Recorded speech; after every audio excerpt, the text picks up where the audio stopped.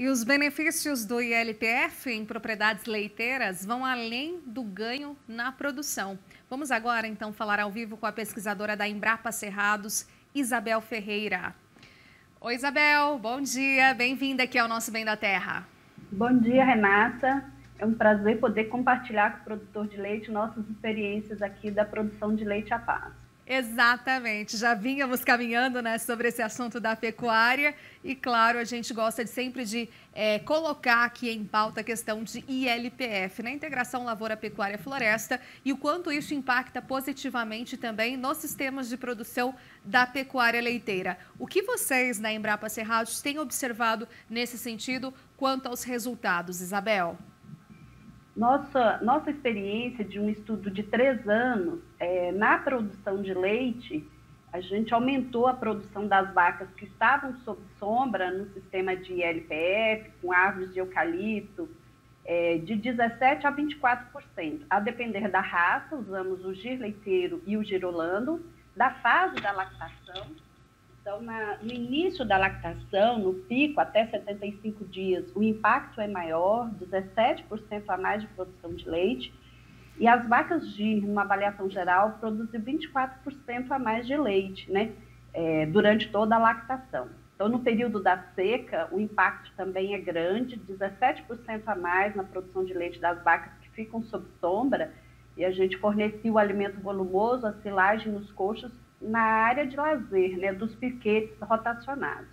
Então, é uma área que todo produtor tem, né, manejo em pastejo rotacionado, com capim-mombaça, e a gente avaliou um tratamento testemunha, que são vacas a pleno sol, totalmente sem sombra, e vacas com acesso à sombra, nesses renques de eucalipto a cada 25 metros, 3 metros entre plantas, dando aí uma densidade de 130 árvores na área, e foi muito bom do ponto de vista de produção de leite, né? Então, em média, de 17% a 24% a mais de leite, depende da raça, época do ano e fase da lactação, e o aumento também na qualidade e quantidade de embrião que essas vacas GIR, principalmente as vacas GIR, produziram no período da seca. Aqui no Distrito Federal é uma fase muito quente, né? É um calor e muito seco, então o conforto térmico é bem prejudicado nos meses de agosto, setembro e outubro, até começar a chover. E nessa fase foi o resultado assim, que mais impactou. A gente teve uma alta qualidade dos embriões das vacas que estavam na sombra e uma maior quantidade, 4 vezes mais embriões nessas vacas doadoras de embriões, né, que ficaram sob sombra. Então foi um impacto bastante positivo e que a gente indica, né, o produtor de leite a pasto para utilizar a árvore no sistema e usar dessa combinação, né, o plantio dos grãos no início para a formação do pasto, para recuperar a área degradada, para ele diversificar a renda. Falamos aí na sua entrevista anterior, né, como a margem do produtor está apertada, né? Então, para ele diversificar a renda, ele planta madeira, se ele estiver numa região de bom comércio, né, que dá para comercializar essa madeira, para aumentar e diversificar essa renda e aumentar as oportunidades de venda de produtos na fazenda, né? E se for uma área que não tem tanto comércio, ele pode dimensionar o plantio de árvores focando no conforto das vacas, né? Um tema importante que vocês já vinham relatando sobre o bem-estar animal. E por que essas vacas produziram mais leite, mais embriões, melhoraram a reprodução e a produção de leite, né? Por causa do conforto térmico. Então, a gente mediu a temperatura dessas vacas e chega a reduzir em até 1 grau com as vacas que estão sob sombra. Isso impacta muito. E nesse sistema integrado, onde tem pasto, que veio de uma lavoura e que tem as árvores, tem mais matéria orgânica, né? A deposição das folhas. Então, a qualidade do capim melhora muito. Então, no nosso sistema aqui, aumentou muito a quantidade de proteína do pasto com sombra, cerca de 30%. Isso o produtor pode economizar em concentrado, que hoje está tão caro, né? A produção, o uso da ração, que o produtor chama, na base de milho e soja. Então, o segredo para reduzir custo de produção e se manter na atividade é um volumoso de alta qualidade, né?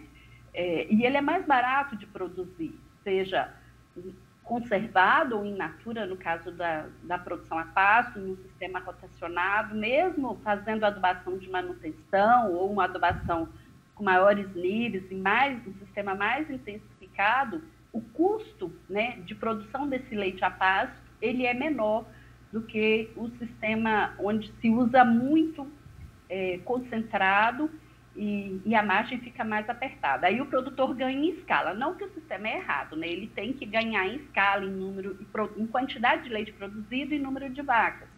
Mas a maior produção, a maior quantidade de produtores, né, do Brasil são médios e pequenos. Então, são estratégias que o produtor pode usar para diminuir esse custo de produção e ainda manter os animais, né, com bem-estar, oferecendo alimento em qualidade e quantidade, tanto na época da chuva, que é um período mais fácil para o produtor, né, quanto no período da seca, que ele tem que pensar na conservação da forragem, né. A silagem de milho encarece muito, tem a opção de outros volumosos, como a silagem de sorgo, que pode vir do sistema de integração, tem a opção de capins, como o capiaçu, né, que pode ser conservado e fornecido, e isso diminui muito o custo da produção. Outro fator que a gente teve em termos de resultado é o aumento da qualidade desse leite, né? Então, as vacas que estavam na sombra tiveram um maior teor de extrato seco. O que é isso? Uma quantidade maior de sólidos. E isso, para produtor de leite que faz queijo, principalmente queijo e iogurte, né, tem um maior rendimento. Então, é bastante interessante proporcionar nesse ambiente de conforto para as vacas, para a produção de mais sólidos também. E por que isso acontece, né? As vacas têm mais oportunidade de descansar. A gente via as vacas deitadas sob sombra, ruminaram por mais tempo. Então, no momento do descanso, elas ruminam, fica dividindo ali a partícula da silagem ou do capim e aproveita melhor esses nutrientes e que vai ser convertido em leite e em sólidos, né, como produto final. Então, é bastante interessante um sistema de produção que diversifica a renda, que ajuda a diminuir o custo do sistema, né, tem o apelo ambiental, a questão dos créditos de carbono, né? Então, a madeira das árvores, ela vai fixar o carbono, então mitiga as emissões dos animais, fica um sistema ambientalmente correto. Hoje tem uma cobrança muito grande, né, dos sistemas de produção, do agro em geral no Brasil, de ser ambientalmente correto, e é uma forma de proporcionar isso, né, o plantio de árvores associados à pastagem e a produção de leite em conjunto. Então, acho que a gente só vê vantagens, né? Além do conforto térmico, que o colega comentou, né? A gente vê o quê? Muitas propriedades hoje, uma dificuldade, né, de estabelecer sombra para os animais. Além do enriquecimento ambiental, a gente vê que as vacas, ali no meio do pasto, elas se coçam no tronco das árvores, né? Brincam umas com as outras. O que a gente chama isso? Do enriquecimento ambiental. Se o produtor ele é um pequeno produtor e não tem condição, né, de comprar um robô para fazer a massagem, um coçador automático, que as vacas adoram, né, ser coçadas, né, vamos ter as árvores ali no meio da pastagem para os animais se coçarem e ter esse enriquecimento ambiental e esse bem-estar animal. E associa-se ao conforto térmico, né? A vaca confortável, ela tem tempo para descansar e tem uma maior produção em função disso. Excelente, Isabel. É exatamente tudo que você vem colocando, né? Toda essa questão de incremento de 17% até 24% de produção, a questão de espaçamento, né? De sombreamento também ali no pasto, enfim, tudo isso enriqueceu demais esses dados, esse trabalho feito por vocês. Me lembra também bastante todo o trabalho liderado pelo Paulo Martins na Embrapa Gado de Leite e adequando, né, todas essas questões muito fortes e muito pontuais quando a gente fala, sobretudo, em manejo sanitário adequado, em bem-estar animal, ou seja, pontos em relevância dentro do cenário de sustentabilidade. Então, hoje é um caminho realmente que tanto os pecuaristas quanto pesquisadores lá na ponta tentam entrar em convergência, né, para garantir, no fundo, a qualidade do leite, a melhor produção. O que você vem sentindo nessa troca, Isabel? Sim, a gente conhecemos de perto a experiência de um colega da Embrapa, em Quirinópolis, né, no interior de Goiás, que vários pequenos produtores de leite a pasto adotaram as árvores em meio à pastagem e agora já estão fazendo corte e vendendo a madeira. Então, assim, realmente é uma tendência, né? O produtor de leite, principalmente pequeno, ele, digamos que ele tem um perfil conservador quanto ao investimento, porque o sistema de LPF, ele tem que ter um planejamento e ser adotado a longo prazo. Então, o produtor ele tem um perfil conservador nesse campo do investimento. Mas o que a gente recomenda? Ele começar numa pequena área da propriedade, não fazer muito, né? Vai fazendo aos pouquinhos e a cada 1 ou 2 anos ele vai aumentando esse sistema.